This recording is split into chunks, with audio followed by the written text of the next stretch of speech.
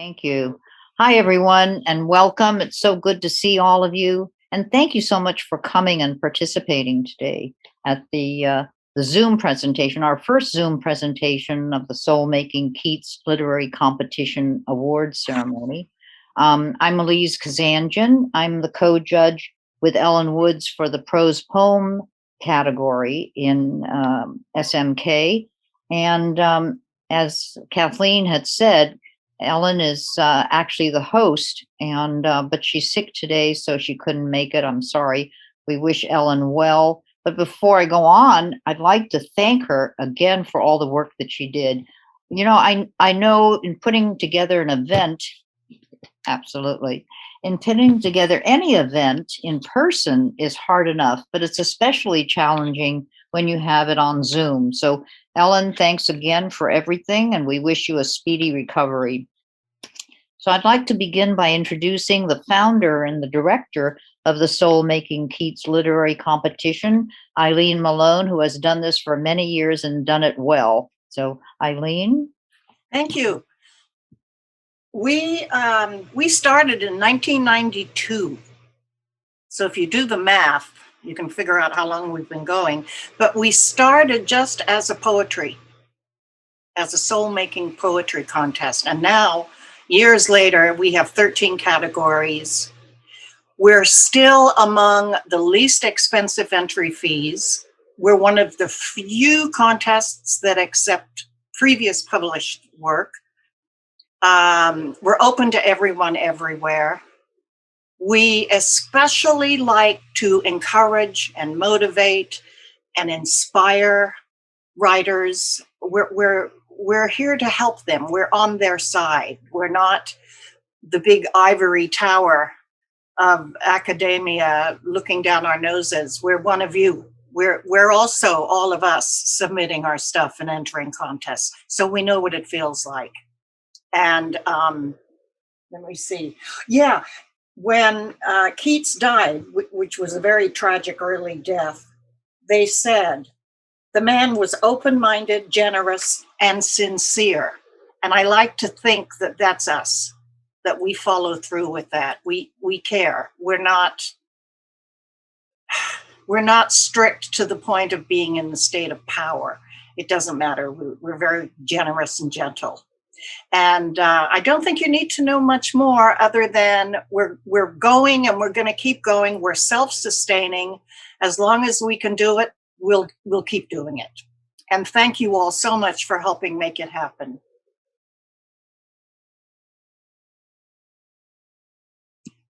Okay, I'll turn it back to Elise. Yes? Yep. Okay. Thank you so much, Eileen. Yes, I've submitted quite a number of times, and it was a lot of fun and very rewarding. I'll be introducing the judges of each category, who will in turn introduce their winners. And unfortunately, as Kathleen mentioned earlier before we came on, the honorable mention winners will not read today, and that's a decision that was made and based on time parameters. So please note that all the winners are listed on our website, soulmakingcontest.us, and all one word. So if you want to check them out, check the website. And then one last reminder, please stay muted until it's your turn to talk. And also note that the chat on the side is off to avoid distraction. I'd like to call on Rita Williams, who is the young adult prose judge, and she'll also be introducing the winners for the young adult poetry category for her colleague Sandra Cannon, who is the young adult poetry prize judge, who was not able to attend today's event. So Rita, we'd like to hear from you. Thank you, Elise and Eileen, especially, because Eileen, almost 2 decades ago, I think it was, decided to add a category for youth awards. And we talked about prose and poetry. I had a high school son at the time and really thought that it was very important to motivate young people. And a dear friend of mine, Sandra Carone, also had young adult children, and she agreed to do the poetry category and I did the prose. and the rest is history. We've been doing this every year since, and have seen so many wonderful, wonderful young writers and poets through the years. I've always said that writing and the love of words was my ticket out of Lubbock, Texas, which is where I grew up. And I always thank the encouragement of teachers and other friends, adult friends especially, who gave me the self-confidence to know that I had a potential writing ability. And it's led to a terrific career for me as one of the first women on-air news, hard news reporters on television so many years ago. It's now been almost 50 years ago, if you can imagine. So I am old. And I want to show you, I just stuck a couple of here Ibbies and a Peabody Award and other things for the young people, just to inspire you that you can follow your dreams, and anything you want to accomplish, you can do. And so that's why I am still doing this after all these years. And thank you, Eileen. Let me start with my categories, which are youth prose. And first are an honorable mention, which is Athena Mahajani. And our third place winning entry is here today to read her Journey Through Notes, and that is Catherine Lee. Catherine, would you now share with us your third place winning prose? Mark Twain, the great American writer and humorist, once wrote, "Courage is mastery of fear, not absence from fear." For years, my greatest fear was performing in public. Journey Through Notes. On the day of my orchestral solo debut, I quivered at every thought of the upcoming performance. My cello and I spent our last hours in the green room backstage, reviewing every single note many times, terror-stricken about mistakes. Concealing myself behind curtains as my performance time neared, I made my entrance in the shining of a spotlight, the clicking of my heels, the crinkling of my dress, and the quaking of my legs, until I took my seat on stage, in the front of Coverly Hall. And one breath in and another one out, I played my first note, closed my eyes as others followed in a glorious crescendo. Adrenaline still pumped, but it did not shake me. Instead, listening and feeling the music for the first time without considering the audience, we became one until the last note resonated through the silent hall and I lifted my bow. The stillness broken by applause, cheers, smiles, and even flowers signaled I had finally conquered my enemy. That night, looking in the mirror, I saw someone new. I had matured not only as a cellist, but also as a person. Fondly, I had reflected on how I finally had faced my fear. While nervousness may always course through my body before a performance, I had at last trusted the benefits of sufficient practice and true involvement with the music, and knew I would do so in the future. Even today, 4 years later, every time I doubt myself, I recall this performance, for I had grasped the need for endurance, the value of confidence, and most importantly, passion for my beloved cello. Yeah. And thus, here I am, happy to be here today. Thank you. Thank you, Catherine. That was wonderful. And you certainly proved again today your courage in overcoming fear. Thank you so much. Our second and first place winners cannot be with us today. I want to give a well-deserved congratulations to Freedom Strange for his second prize for Us and Them, and to our first place prize winner, Austin Garrett, for the escape. And again, thank you, Catherine, for being with us. Now let me switch over to, as I said, Sandy Carone, my dear friend, and the youth poetry judge could not be with us today, but she asked that I please congratulate all of her winners. And let me first off begin with honorable mentions: Nina Persai, Sophia Rose Smith, Athena Mahajani, and Catherine Lee. Congratulations to all of you. And then I believe we have first our third prize winning poem, The Edge, written by Emily Liu. Emily, would you now read your beautiful poem? The house is a ghost, endless space between its arms as walls grope blindly for a spark that isn't there.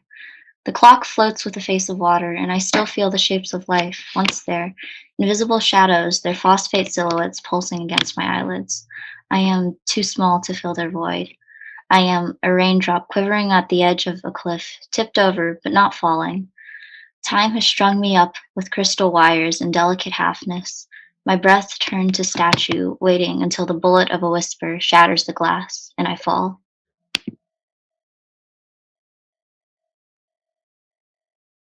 That's lovely. Thank you so much, Emily. And now Vic Belingi will read his second place poem, Lost and Found. Vic? Some 2,500 years ago, Socrates, the ancient Greek philosopher still widely quoted today, advised, "Be slow to fall into friendship, but when thou art in, continue constant." My prize-winning poem depicts the truth of this statement. Lost and Found. The doorbell rings. At last, a time of separation, long and far ends. A dear friend once gone returns, but a broad chasm still lies between us. He has lived in Sweden 4 years. The question, can we fill the gap? We two sit down, my family and his mom, start telling stories of time spent apart. Before long, peals of laughter burst from both sides of the table, where we, united again, enjoy food and camaraderie. By night's end, the chasm has gone. When they leave, I head for my room, look forward to a welcoming day with a friend, once lost, now found. Here, a toast of friendship. Thank you. Yay. Thank you, Vic, for that lovely poem. Now our first prize winner, Christine Shu, will read Evolving. Christine? Good afternoon. In her unforgettable poem, Wild Geese, Mary Oliver reminds us, you must not ever stop being whimsical. And thus I present Evolving in Sprung Rhythm. Growing among familiar faces, always at ease with each other, ripening into a family tree all on our own swaying branches, each flourishing on our own, only dependent on our sturdy trunk.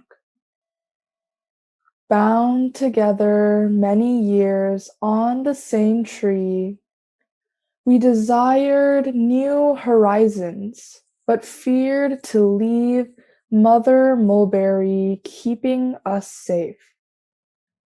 Nurtured by one older, wiser than we, ringed with long leaves and berries. Soon we realized time had come. Parting hour beckoned us to follow, find a new realm of living. Pollen-like, nudged by wind, we left old homes for new, matured, seeking to start our own adventures. Thank you for this award. I wish you all a joyous spring. Christine, yay. I wish everybody could undo their mutes and congratulate all of our youth winners because you're just amazing. When I think about as a teenager being able to, one, write and two, perform, what you've written is just truly amazing. So thank you, thank you, thank you. And my congratulations to all of you. I encourage you to keep writing and follow your dreams. Thank you so much.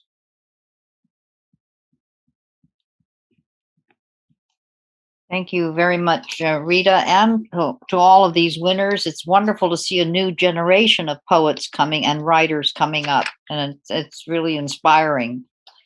Our next winners are in the prose poem category, which Ellen and I judge. And this year we were so impressed. We're impressed every year, but this year we were so impressed with so many superb entries and it was so hard to choose the winners. We spent a lot of time reading and admiring all of the poetry that we got. I'll first read the names of the honorable mentions, and then I'll introduce our top prize winners who will read their poems. Our honorable mention winners are Carol Barnett, Joan Gerstein, Linda LaRocca, Robin Mitchell, Angie Minkin, Grace Seagren, and Colleen West. And congratulations to them for their wonderful work.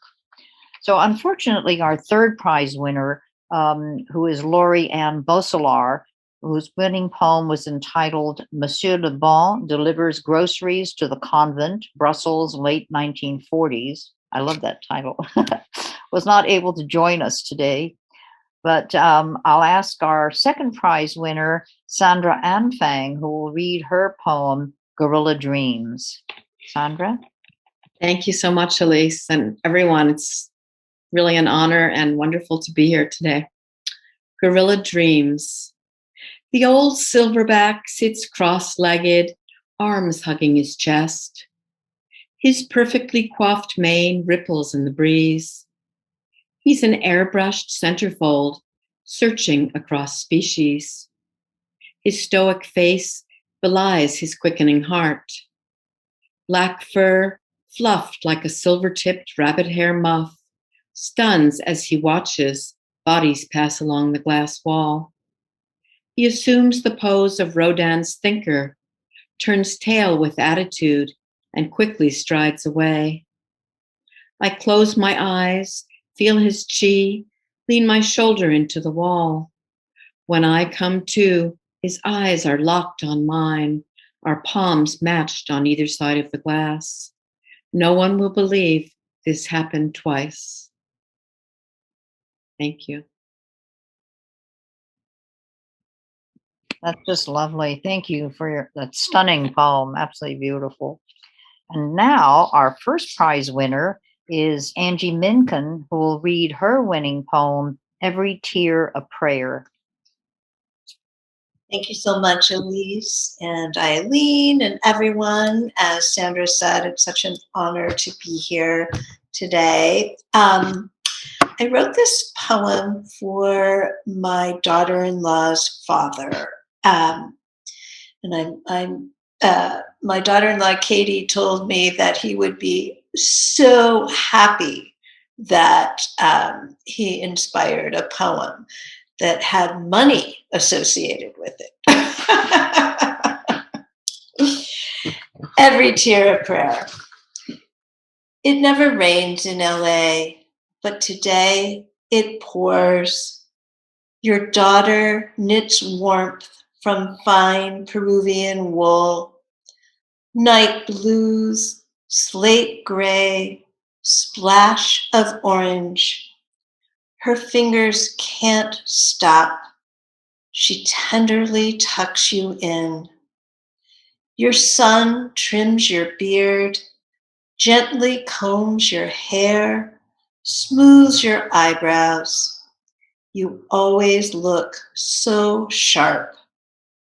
We toast you with Glenlivet 18, hot pastrami on rye, kringles from the Danish bakery downtown. The bluegrass guitar and banjo send honey prayers to all the gods. Pastor Mark recites last rites and draws the non-believers together.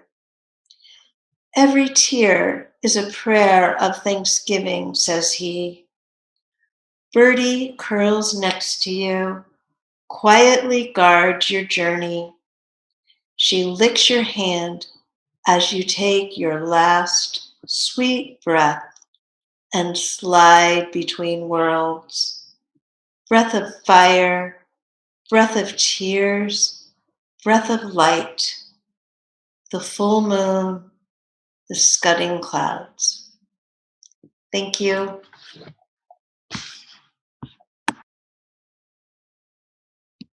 That was lovely, Angie. Thank you so much for an evocative poem that touches our hearts.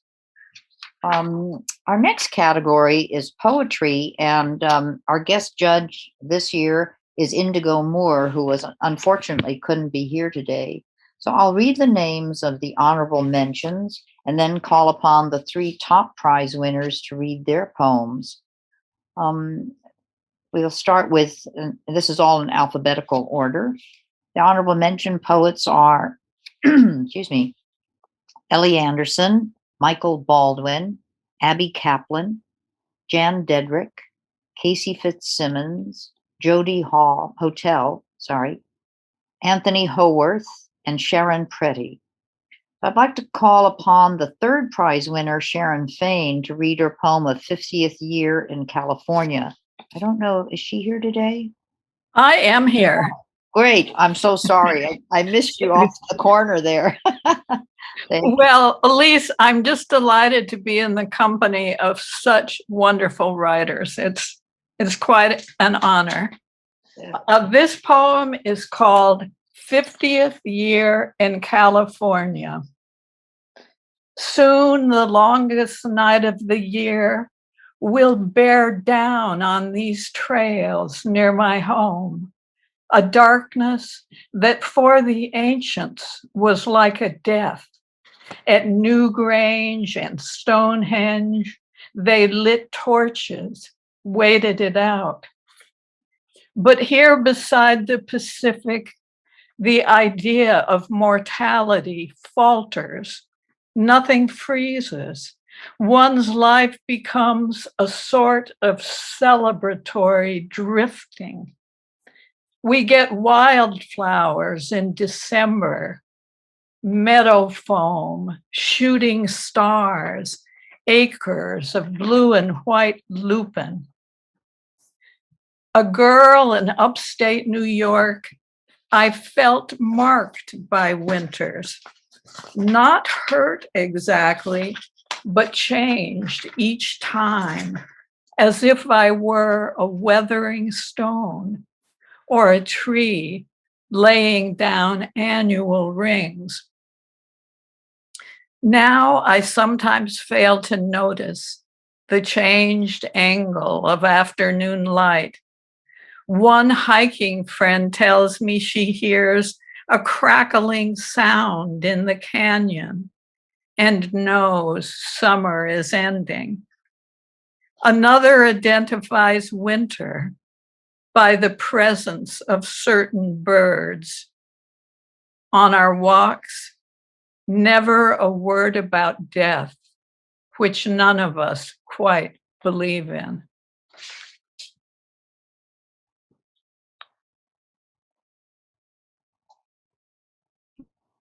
Lovely poem, Sharon. Thank you so much.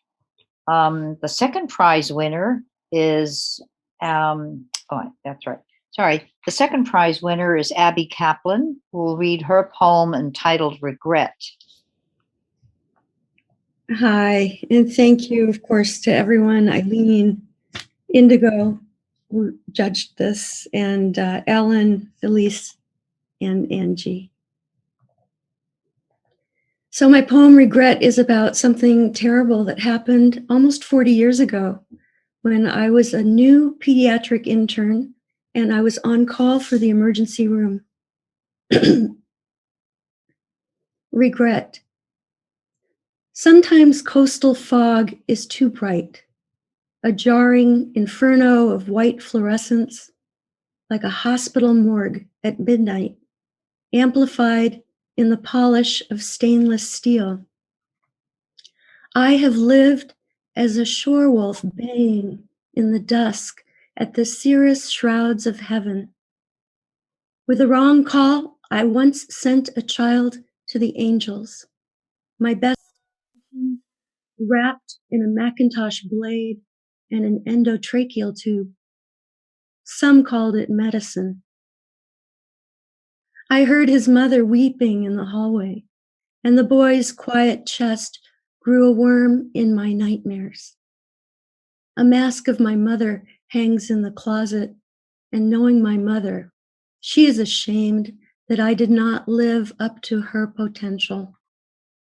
Listen, beyond her fading, reproving voice, past the angel, still warm, the clock is ticking, and I am a fly, insisting itself against a damp bay window where mold sprouts in the pale afternoon, and another straggling day is swept from the room. Thank you. Wonderful. Okay, thank you so much. Our first prize winner is Linda LaRocca, who will read The Fisherman's Wife. Thank you very much. I'm thrilled to be here, and I'm so honored by this award. So this is The Fisherman's Wife. Sit and eat. Here is bread hot from the stone, herbs I gathered with these hands that pluck and weave and wash and mend and hold you in the night. Your belly full, now tell me why it is you follow him. Why, Peter, when he bids you walk on water, do you step into the wave and almost drown? He says to leave your nets, and so the fish rot in the sun. There is no coin to pay the tax, yet you declare that you must go. And what of us, your family? You have responsibilities. What can he give that I cannot give more? He says you are his rock. I say 1,000 pebbles shape the hill, and then 1,000,000 shape the shore. Thank you.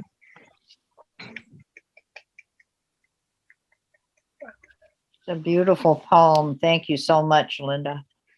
For our final presentation, I'm delighted to introduce Kathleen McClung, who is the Associate Director of the Soul Making Keats Literary Competition, and she is the judge of the sonnet category. So, Kathleen.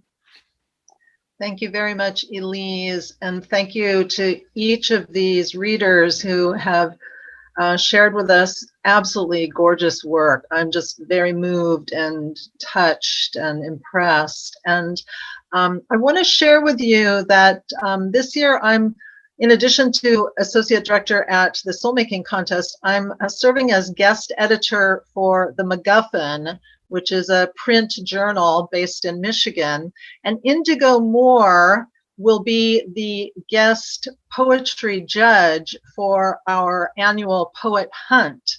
So I encourage everyone on this Zoom call to submit to the Poet Hunt at the MacGuffin, which opens in April.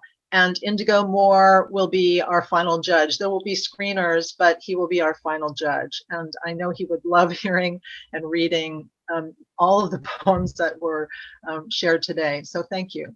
I've been part of the Soul Making Contest for probably 15 years. I started as an entrant and really enjoyed the Corette Auditorium awards events every year. And then Eileen invited me to develop a new category. And because I write a lot of formal verse, I said, how about we do a sonnet category? Because John Keats wrote a lot of sonnets and it would make sense to have a sonnet category. And I've been judging this category for several years and love judging sonnets. It's an ancient form. You know, Shakespeare was probably the most well-known practitioner. But what I love about the sonnet now is that people are writing beautiful, beautiful poems about subject matter that matters to us now in language that we use now. The sonnet still remains 14 lines, but some of the sonnets rhyme, some do not rhyme. I look at the sonnet as a very malleable form. So thank you all for submitting sonnets. And first, let me start by acknowledging the honorable mentions in our category. They are Maya Bernstein, Casey Fitzsimmons, R.J. Keeler, Barbara Lydecker Crane, Rosemary Watola Traumer, D.R. Goodman, and Claire J. Baker. So those are our wonderful honorable mentions. And I'm now delighted to introduce to you our third prize in sonnet for her poem Revelation, Linda LaRocca. Linda. Thank you. Once again, I'm totally beside myself thrilled. So this is an Italian or Petrarchan sonnet called Revelation. It's been a year, yet it's as if the day were moments past or hours gone, or just a dream my mind insists that I distrust, a scene recalled from some unhappy play. My fingers trace vague patterns in the clay that cloaks a form now mingled with the dust. I'm told that life goes on. I know it must. I can't bear platitudes and will not pray. Instead, I seek a refuge in the shade of one great oak which shelters the gray stone. I press myself against it. There I rest and muse upon our time and all we made. A sudden sense that I am not alone fills me, who would not pray, yet still is blessed. Thank you. Thank you so much, Linda. Absolutely beautiful poem. Thank you.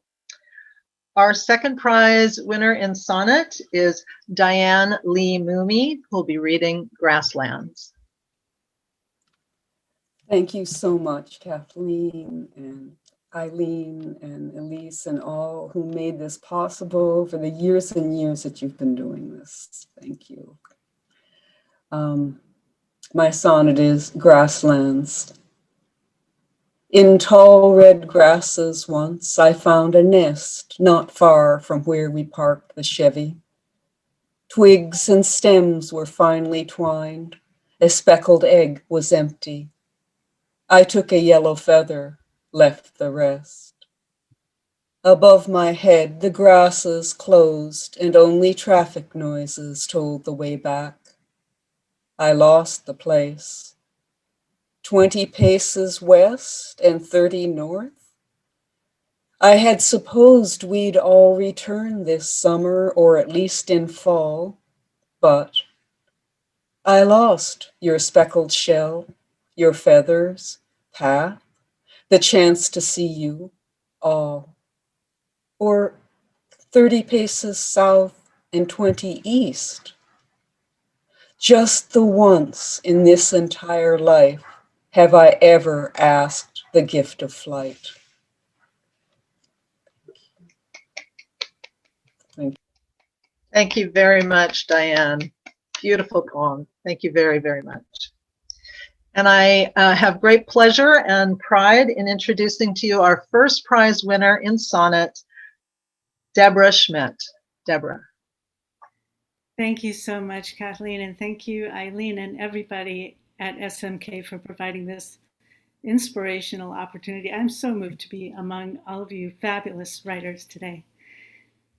In 2018, the orca mother, Tahlequah, carried her dead calf for 17 days and more than 1,000 miles. And this poem is a response to that event. Tahlequah 1. Beneath the northern stars, on the Salish Sea, a mother orca circles with her daughter, lifting her infant to the air that she might breathe again. This baby, born to water, lived only minutes and has not drawn breath for days, yet still, her grieving mother will not let go, cannot accept her death. This is a mother's vigil like no other, one day for each month of her pregnancy, 1,000-mile wake, a tour of grief, a crying out for us to feel, to see, to act at last on our inmost belief. O Tahlequah, whose name is like the water, we must do this for you and for your daughter. Thank you, everyone. Thank you very much. What a stunning poem, Deborah. Really beautiful. Thank you. Thank you so much, Kathleen. Thank you so much, Kathleen, and I'd like to thank all of you for your wonderful repertory of poems and writings. All the young people that read their creations, and all of you. I mean, it's hard to write poetry. It's hard to create, but you've done it, and I think that's splendid. And so this concludes the Young Adult and the Poetry Award ceremony. I'd like to thank all of you for being here to honor and acknowledge all the poets and the fine writers that have entered and submitted.